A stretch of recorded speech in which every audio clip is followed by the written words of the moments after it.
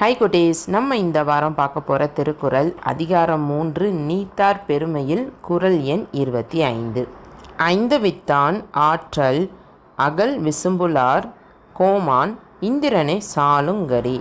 விளக்கம்: அகன்ற வானத்து வாழ்பவரின் இறைவனாகிய இந்திரனே புலன்வழி பெருகும் ஆசை ஐந்தையும் அறுத்தவனின் வலிமைக்கு தகுந்த சான்று ஆவான். இந்த குறளோட விளக்கத்தை நம்ம ஒரு குட்டி கதை மூலமாக பார்க்கலாம் வாங்க. கல்லூரி நண்பர்கள் 2 பேர் வேறு இடத்துக்கு வேலைக்கு போனாலுமே வாரத்துக்கு ஒருக்கையாவது ஒரு பார்க்கில் சந்திக்கிறத வழக்கமாக வச்சுட்டு இருந்தாங்க. 2 பேருமே அவங்களுடைய சுகங்கள் துக்கங்கள்னு எல்லாத்தையுமே பகிர்ந்துக்கிடுவாங்க. இதில் ஒருத்தர் பேர் சித்து, இன்னொருத்தர் பேர் பாலு. இப்படி தான் 2 பேருமே ஒரு நாள் சந்திக்கிறதுக்காக வந்து உட்காந்துருக்காங்க. பாலு வந்ததுலேருந்தே சோகமாக தான் உட்காந்துருக்காரு. என்னடா பாலு, என்னடா பிரச்சனை, ஏன்டா சோகமாக இருக்கு அப்படின்னு அவருடைய நண்பர் கேட்குறாரு. நான் இந்த கம்பெனிக்கு வந்த நாள்லேருந்துடா எவ்வளோ வேலை பார்க்குறேன் தெரியுமா, என்னையால் வியாபாரம் கூடியிருக்கு, லாபம் கூடியிருக்கு. ஆனால் ஏனே தெரிலடா, இதெல்லாம் இந்த மேனேஜருக்கு பொறுக்கவும் மாட்டேங்குது, அவனுக்கு என்னை பிடிக்கவும் மாட்டேங்குது, எரிச்சலாக வருதுடா அப்படின்னு சொல்கிறாரு.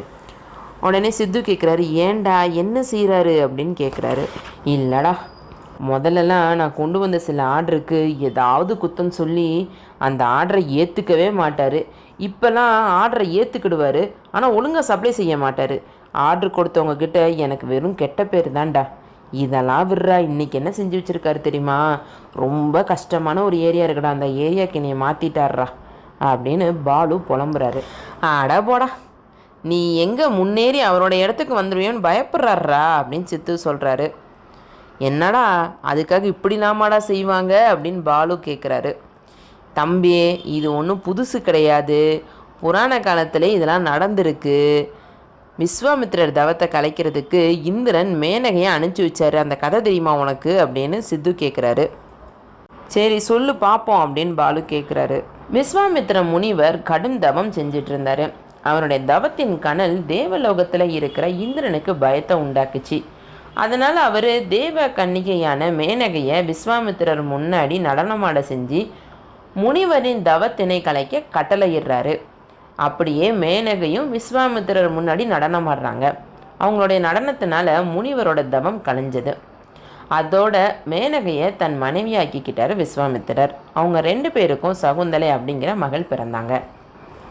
5 புலன்களையுமே அடக்கி தவம் செய்கிறது இவ்வளவு வலிமை வாய்ந்த செயலாடா, அப்பா வியப்பாக இருக்குது அப்படின்னு பாலு சொல்கிறாரு. சித்து, சரிடா வா நம்ம கிளம்புவோம் அப்படின்னு சொல்லிட்டு 2 பேரும் அவங்கவுங்க வீட்டுக்கு கிளம்பி போயிடுறாங்க. ஹை குடேஸ், உங்களுக்கு இந்த கதை பிடிச்சிருந்ததா?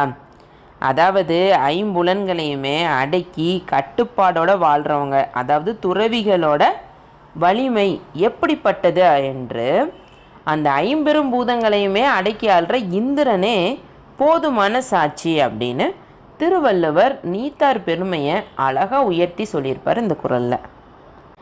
இந்த கதை மூலமாக இந்த குறளின் விளக்கம் உங்களுக்கு புரிஞ்சிருக்கும் நான் நம்புகிறேன். இனி வர்ற வாரங்களில் நம்ம அடுத்த குறளை பார்க்கலாம். இந்த வீடியோ உங்களுக்கு பிடிச்சிருந்தது அப்படின்னா உங்கள் ஃப்ரெண்ட்ஸ் கூட ஷேர் பண்ணுங்கள், லைக் பண்ணுங்கள், விருதை பொண்ணு சேனலை சப்ஸ்கிரைப் பண்ணுங்கள். நன்றி, வணக்கம்.